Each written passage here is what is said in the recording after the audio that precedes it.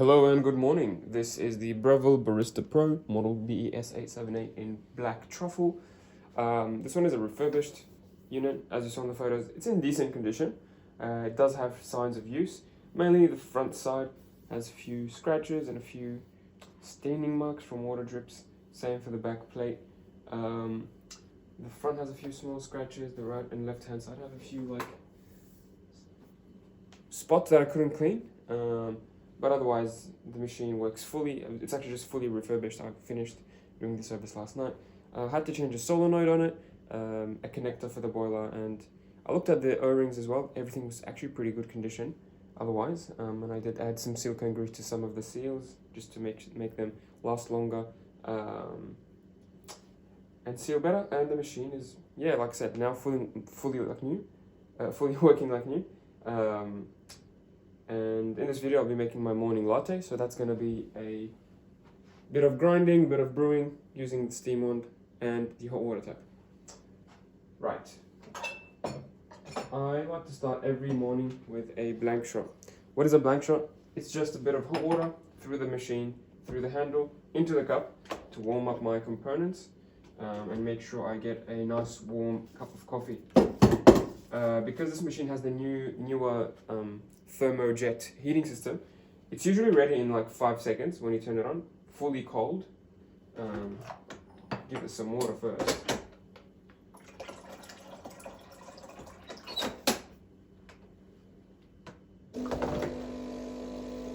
Five seconds and it's ready to go. I can start making coffee straight away. The problem with that is, yes, you can do that, but the problem is that the grip head is not really warm, the portafilter is cold, the cup is probably cold as well. So it's good to warm these things up. Otherwise, your shot may be on the sour side, maybe on the cold to the mouth side. If you're making black coffee or espresso. If you're making milk, you can just heat up the milk a bit hotter to compensate for that difference in temperature, and it doesn't really matter. But it is recommended from my point of view to warm up the machine. I actually do this warm up procedure on every machine I use. Including like the Oracle that I have here and the Barista Express, etc. So just flushing from yesterday's coffee. And the blank shot is, yeah, you just press the double button, you put your cup underneath and wait.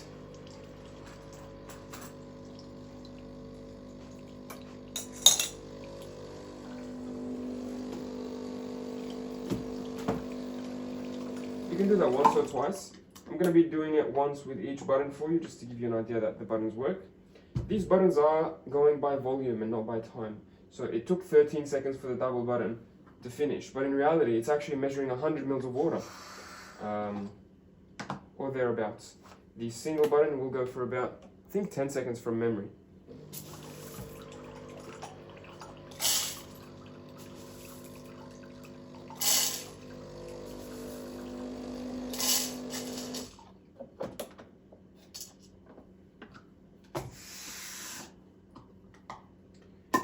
And the buttons are actually customizable. You can change them to whatever length you like, from 20 mils all the way to 200 mils. And I'll be changing them actually later in the video for you. Right, cup is nice and warm now, adequately warm I should say.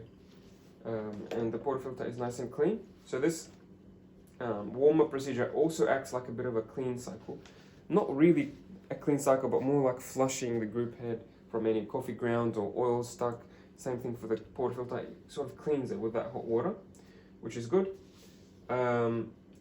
Once that's done, I'll dry the portafilter thoroughly with a tissue or a towel and make sure it doesn't have any water spots.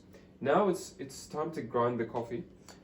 This basket is a double shot single wall basket. This takes about 18 grams of coffee, and I will actually be measuring the inputs and outputs for this machine.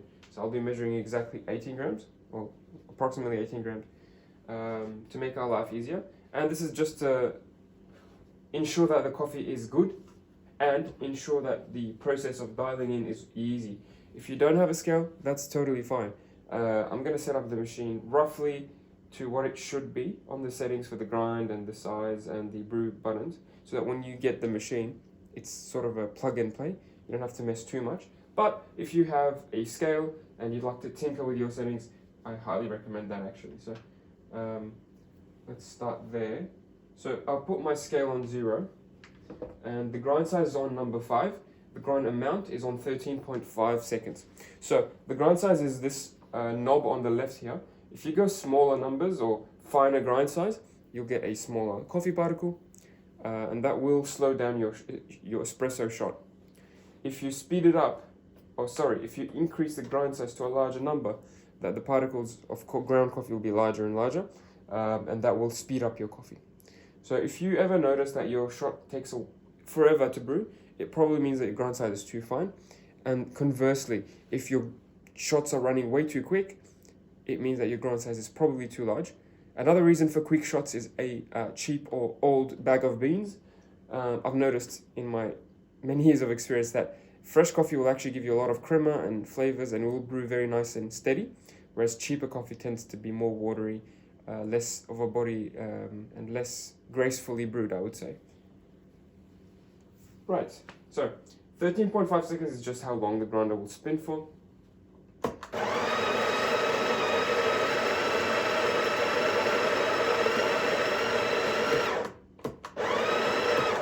So I like to stop it halfway, give it a light tamp, just to make way for the next batch.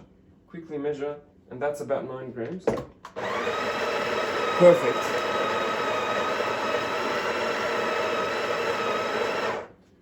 We're on the right track actually. So I stop it halfway just to press it down, make space for the next half, and in the end, this is what you get. It's not gonna spill out or spill over. Otherwise, if you grind the whole thing in one go without stopping and pressing it, you may get a bit of spillover from the sides. It forms like a little mound of coffee. This is 17.2. I'm happy with that. I mean, anything between 17 and 18 is good. If you go over 18, you risk overdosing, and when you overdose, it'll do two things. It could make it really hard to lock in the portafilter, so you'll struggle with that aspect. But it could also affect your brew, so it'll press the coffee, it'll falsely create a fine grind size, and it'll just make water really hard to go into the coffee. So I like to stay within the 17 to 18 range. If you want to be super OCD, you can increase it from 13.5 to 14, and that'll give you the other half a gram or so. So now it's on 18. I'm happy with that. Yes. All right.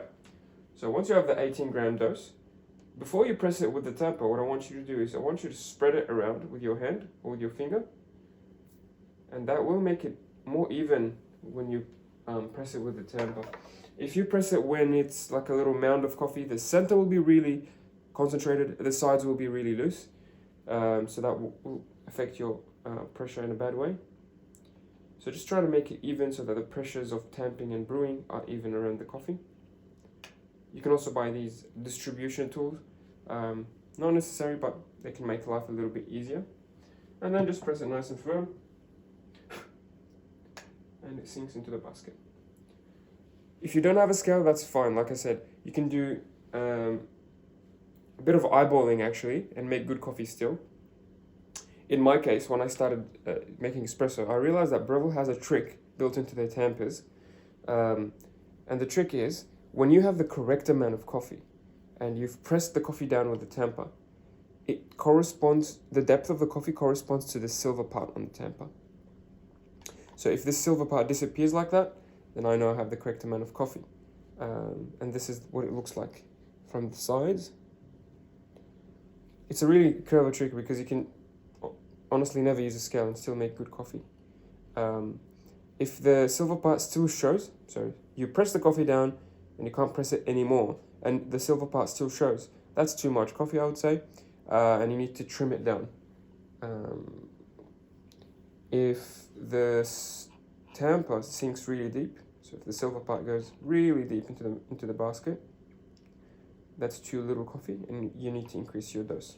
So once you have your dose correct, you focus on the next variable that affects your coffee, is the grind size. And so you make coffee like this and see what you get. The aim is to get a a 2-to-1 ratio in 30 seconds. What does that mean? So we've put in 18 grams into the basket. We will aim for a doubling of the coffee, so a 36 gram dose into the cup, 36 grams of liquid espresso, and that should take 25 seconds to brew. 25 to 30 seconds. If it takes 10, 15 seconds, that's quick, and that needs to be addressed by reducing the grind size finer or getting fresher beans. I think my beans are not very fresh. The other thing is, if it takes forever to brew, so if your 36 gram dose takes a minute, 50 seconds maybe, or 45 seconds, that's too long, and you need to speed it up by increasing the grind size. So think of the grind size as the brew speed. Larger grind size, larger speed. Smaller grind size, smaller speed. That makes sense to me.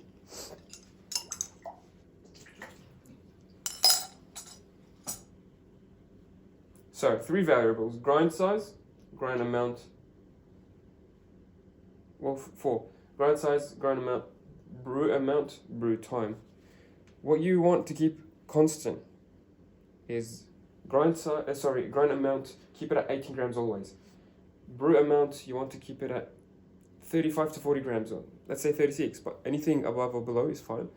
40 grams, let's say, constant. And what you change is the grind size, and what changes is the speed. So if you increase the grind size, it speeds it up to a larger speed. So if you increase the grind size, it will become 10 or 15 seconds for the brew. You reduce the grind size, you slow down the shot to 25 or 30 seconds. That's what I want you to think about. It's like a dial, and you increase it. So increase the grind size, reduce the time. Reduce the grind size, it increases the time for the brew. And I want you to strike a balance between grind size and brew speed. That's the important bit. Lots of talking, not enough coffee making. I'll turn on my scale again, put it on 0. If you like flavors or sugar or syrup with your coffee, add them now before the brewing, because it'll make it easier to mix. Don't add them towards the end. Great. I'm just adding a little bit of hazelnut syrup. I think it's lovely with coffee. I forgot to say, you also have a Americano sort of hot water tap here. You turn this away, it'll give you hot water directly into your cup. This is good for like a long black coffee, very easy to do. It'll give you about 200 mils if you leave it on. Otherwise, you can turn it off at any point if you like a short black or a medium, etc. That's the hot water. Let's make the coffee. So I'll also change the button length for you. From factory, the double button will give you approximately 100 mils of water or approximately 60 mils of coffee. I don't like that. I think it should be closer to 40 grams. So I'll be aiming for 40 mil shot or 40 gram shot by changing the button for you.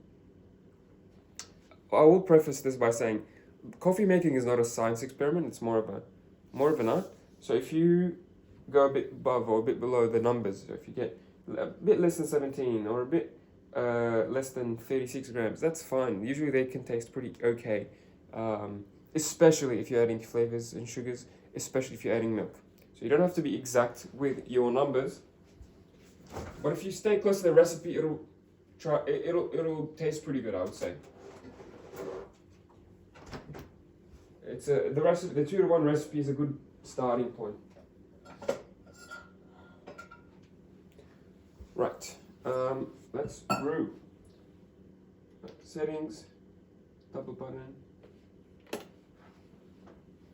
It's also got a time on the screen to help you know how long it's going for. Like I said, it should be about 25 seconds for that doubling.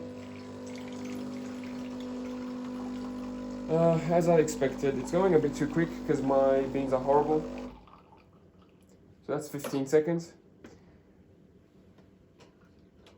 I've accidentally bought beans from Cafe Aurora, and I've just been struggling with them. I usually go for the Aldi brand. The Aldi brand tends to be very fresh, very silky extractions. That's about 40 grams. So I'll leave the settings there. When you make coffee, you should be getting roughly the same amount, because now I've changed the double button to about 40 grams. So This is the amount that I got, and this is the amount that you should be getting in the future. I think it's fine. It's drinkable if you add sugars and milk. It may be on the sour side if you drink it on its own. And that's my experience with very fast shots. Very slow shots tend to be a bit more bitter. Yeah, so if you strike a balance with the time, it should taste even better. That's drinkable, I would say. So yeah, it is on grind size 5, which is fairly fine. But I know for a fact my beans are not great, because I would make the same coffees with the Aldi brand and even freshly roasted beans, and they would be significantly slower, significantly more crema, significantly more controlled extractions, versus now, as you saw, it was like a little bit messy, I would say, coming out of the spouts aggressively. So yeah, get good beans, that's my recommendation. But I'll leave the settings as is, not only because I know for a fact my beans are old, but also I know that even if I have good beans and I chase the perfect settings, you may not be getting 100% the same results. You probably won't. So if you're using slightly older or newer coffee, slightly different roast, different brand of beans, etc., etc., extraction will be different. So I'll leave the settings as is. Grind size number 5, grind amount 14 seconds, and the double button with the double basket here. You should be getting decent coffees. Hopefully with good beans, you'll be getting excellent coffees, actually. That's that. Now, I will do a bit of cleaning. Oh, actually, I already have. So knock the basket into the bin, give it another flush like you just saw me do. That's going to flush the drip head and the portafilter. And you can store this here, you can store it down here. For this machine, I like to keep it down here just because there's no point in keeping it up there. It's not going to get warm or anything overnight. Whereas other machines with different heated group heads may need to have the portafilter inserted here. But for this one, because it's very energy efficient, actually, like I said, only heats up when you make coffee. And if you're not making coffee, it stays room temperature, which has its pros and cons. But anyway, that's not the place for that. Steaming milk. Turn on the wand, wait 5 seconds.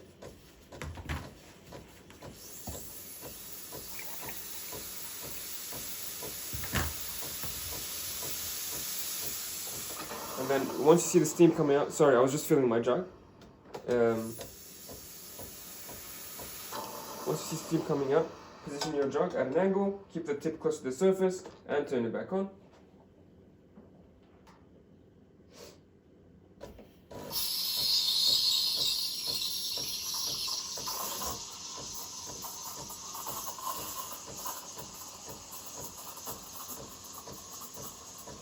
The trick to milk steaming is strike a good balance between the depth of the wand, the angle,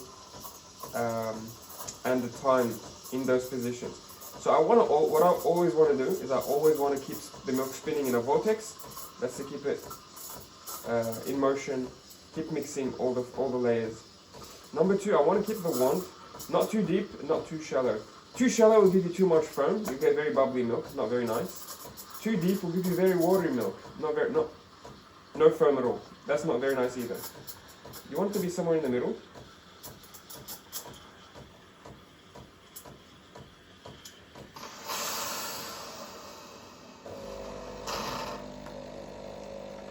You want it to be somewhere in the middle so you can get the best of both worlds. So, not too thick, not too firm, not too foamy. And also, I forgot to say, at the end, you want to give it a good purge, just to unblock the holes from any milk. I'm just going to spray some steam and water through the holes.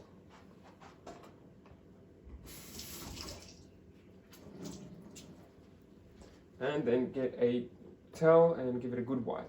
Very important. Very important to wipe it. Otherwise, the milk will stick there forever. The wand gets really hot because it's got steam on it, or steam inside of it, and the milk will basically bake on top and form like a little crust over time. So just wipe it straight away to prevent that. And it should be clean. And I think that's it. That's a latte on the Breville Barista Pro, your Breville Barista Pro, hopefully. Once you're done with the milk, give it a knock to break any of the big air bubbles, then swirl it up to mix the layers and ensure you have a consistent texture. And it looks really smooth actually already. I'll say closer to a cappuccino than a latte, but we'll see.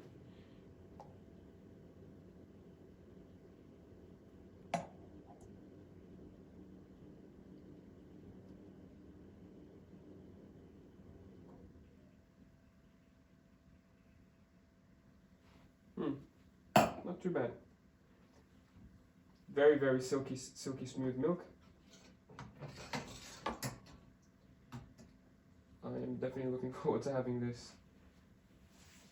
It's pretty good. If you have some dexterity, you can actually get really good latte out of these machines. You just have to do a bit of practice. I have been making coffee for a long time, but I don't really consider myself a barista. I don't really make latte art. Every now and then I get the occasional hard, the occasional tulip. Today's milk was a bit too thick, so it's probably more of a cappuccino thickness. As you see, we've got quite a lot of foam. That's about 2 centimeters of foam. Pretty good. I'll put this a bit down so you can see. But yeah, usually the coffees taste great out of this machine. I'm sure you can make even better coffees. Thanks for watching. Hope you enjoy. If you have any questions, please don't hesitate. And I will see you soon. Cheers.